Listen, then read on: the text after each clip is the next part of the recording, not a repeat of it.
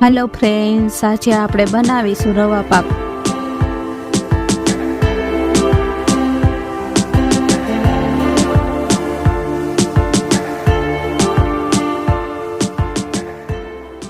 અહીંયા મેં રવા પાક બનાવવા માટે 1 વાટકી જેટલો ઝીણો રવો લીધો છે, પોણી વાટકી ખાંડ, અડધી વાટકી ઘી, થોડીક કાપેલી બદામ અને જાયફળનો પાવડર લીધો છે. રવા પાકને સેટ કરવા માટે ડીશને ઘીથી ગ્રીસ કરી લેશું.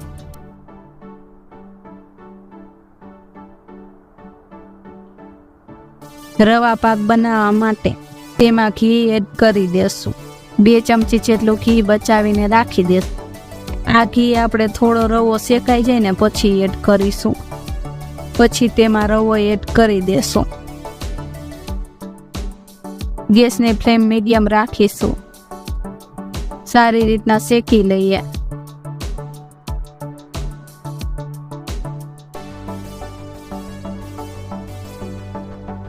વધેલા ઘીને તેમાં એડ કરી દેશું.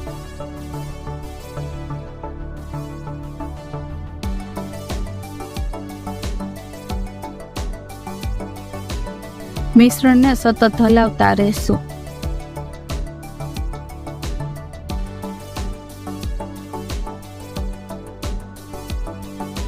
જેમ જેમ રવો શેકાતો જશે ને તેમાંથી ઘી છૂટું પડતું જશે અને તેનો કલર ચેન્જ થતો જશે. 9 થી 10 મિનિટ જેટલું થઈ ગયું છે અને રવો શેકાઈ ગયો છે. તમે જોઈ શકો છો કે પહેલા કરતા લોટનો કલર બદલાઈ ગયો છે. લોટ શેકાઈ ગયો છે ને તેને હવે નીચે ઉતારી લેશું. હવે રવા પાક માટે ખાંડની ચાસણી તૈયાર કરી લેશું. તેના માટે પેનમાં ખાંડ એડ કરી દઈએ. ખાંડ લીધી હોય તેનું અડધું પાણી એડ કરીશું. ગેસની ફ્લેમ મીડિયમ રાખીશું.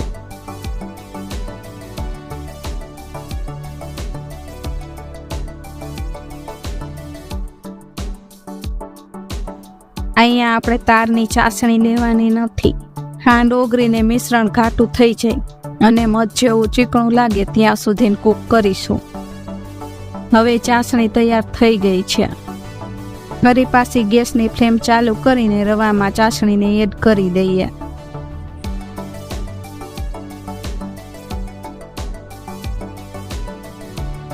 ચાસણીને રવા સાથે સારી રીતના મિક્સ કરી લઈએ. ગેસની ફ્લેમ ધીમી રાખીશું.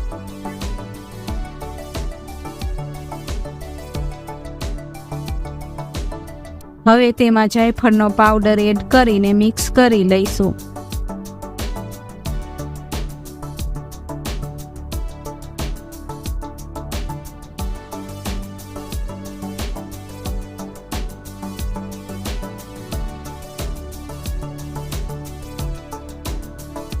મિશ્રણ સારી રીતના કૂક થઈ ગયું છે. તેને ગ્રીસ કરેલી ડીશમાં એડ કરી દેશું.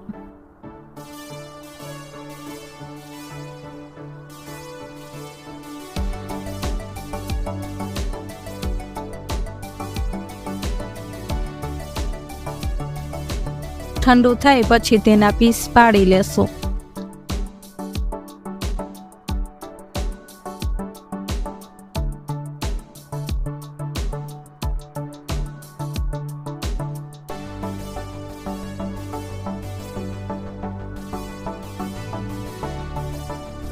તૈયાર છે રવા પાક.